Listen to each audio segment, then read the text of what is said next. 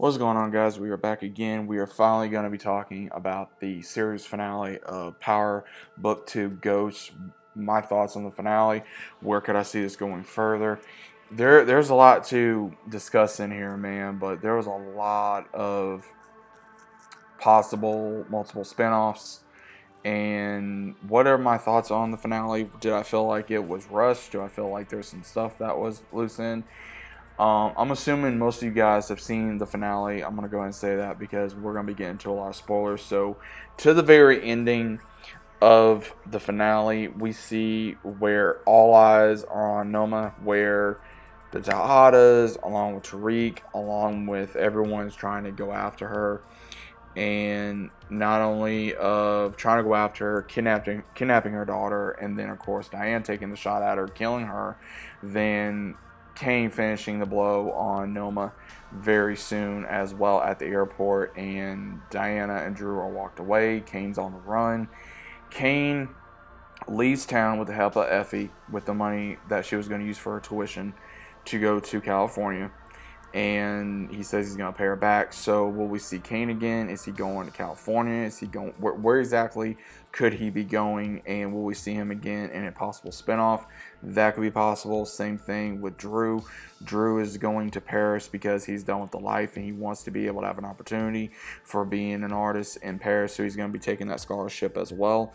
And Diana, what is next for Diana? Is she going to be continuing school? Is she going to be leaving the state or the country, or is she going to run the Tejada business now that Monet is gone? More than likely, I got a feeling it's going to be the last one. It did look like that Diana is going to possibly be leading this new version of the Tejada name, and it seems like it was rushed because at first she didn't know if she wanted to be in school or the game. Then at the same time, she wanted to leave at one point. Then she wanted to leave the state. Then she wanted in.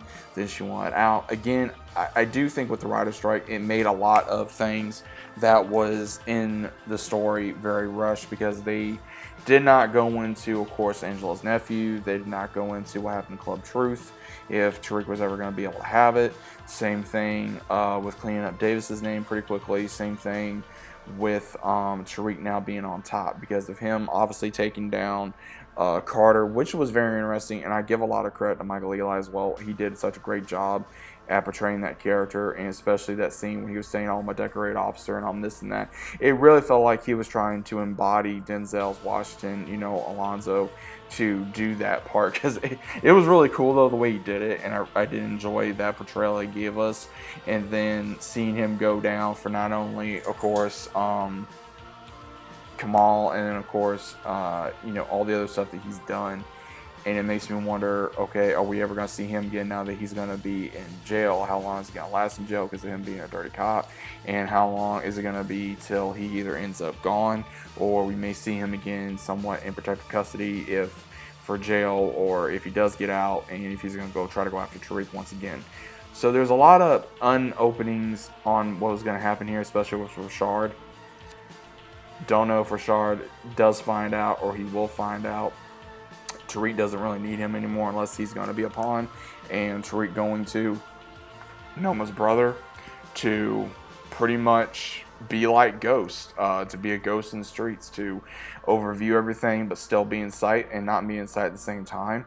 To have Braden underneath him, not as his partner, and Braden, of course, did not like that. It seemed like they did not know what they were going to be doing with Braden's character or even Effie's character. I feel like that they were rushed to a sense to where Effie was going to stick around, and it makes me wonder of, okay, what exactly are they doing? Same thing with Diana, same thing with Kane, Drew. It felt like a lot of things were rushed.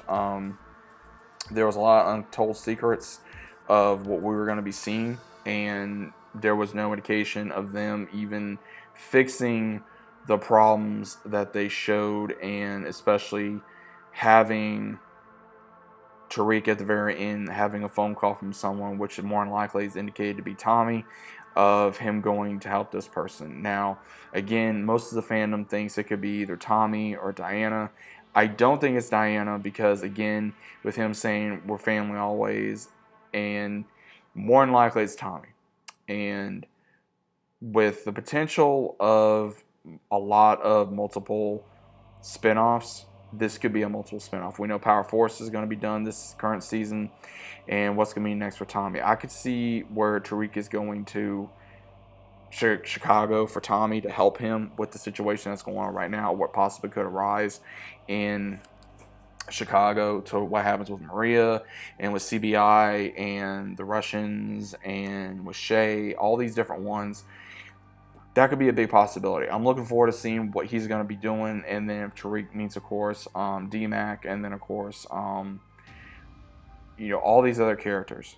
And how is he going to represent what Kane has taught him, what Ghost taught him, what Tanya taught him, to what even Monet taught him, to all these different ones. You got to realize this. I mean, again, I know Tariq is a very complex character, but a lot of people give a lot of credit to Tariq because he's had a lot of mentors and a lot of people that have pulled a lot of moves that he's used to seeing. I mean, even Noma, if you look at it from a certain perspective, that he took a lot of her moves from him, or from her. Same thing with Mecca. Same thing with Monet. Same thing with Carter. Same thing. All these different enemies that he constantly goes up against teach him a lesson that he either did not see first or he never thought he could see. And now that he is going to be on top, what else can he be taught? Can Tommy teach him a lot of things, especially how not to defend himself proper? Will we see to where he learns more about Tommy's side of his family? Same thing, more different stories about his father. What are we going to be seeing? There's a lot of unanswered questions on what we could be seeing in this upcoming possible spinoff. Same thing to where it did feel like a lot of it was rushed, especially with Tariq now going to be sending his family away to protect them, because as he said, he cannot be in two places at once, because that is what destroyed, obviously, his dad. Now, again, do I think he's going to live up to the expectation of what Ghost was? I don't think that's going to happen. I don't think he's going to be ever as good as Ghost. He can try to, but again, I know a lot of fans love James St. Patrick. I'm one of them, and again, I'm not still a big fan of Tariq's, but it was very interesting to see his story throughout this entire series, and I'm looking forward to seeing what else we're going to be seeing throughout the entirety of Ghosts, and especially, Power Never Ends. So again, guys, hashtag Power Never Ends. What characters could we be seeing returning, and especially with a lot of happy endings that we have been seeing in Power, especially in this season or this series? Who exactly do you think is going to come back? Who do you think could be in a possible spinoff? Do you think it was Tommy that called Tariq? And what exactly do you think is going to happen later on? Let me know what you guys' thoughts are about this, and I'll see you as always on the next one.